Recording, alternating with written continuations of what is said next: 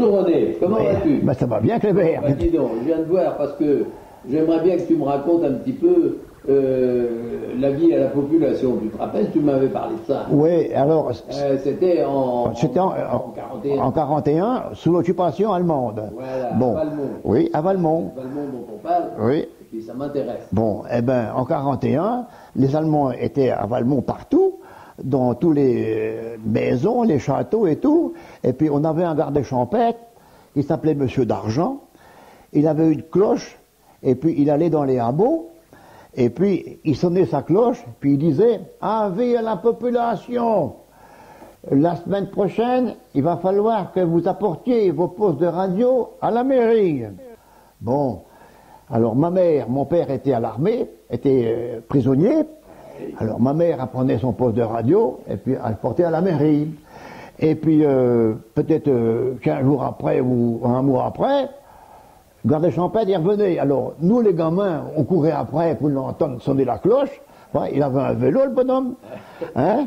Et puis, alors, avis à la population, vous devez prendre, si votre mari était chasseur, vous devez porter des fusils de chasse à la mairie, dans la semaine.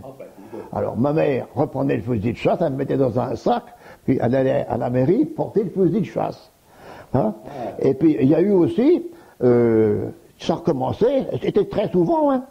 Avis à la population, les gens qui ont une voiture, il faut démonter les roues, les pneus, et puis porter ça à la mairie.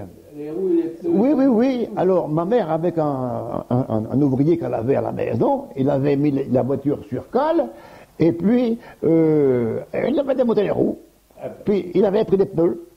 Alors, la voiture, elle a resté 4 ans sur cale. Oh, ben dis donc, alors. C'est que vous puissiez bouger. Non. Ah, Et ils avaient tout, intégralement tout.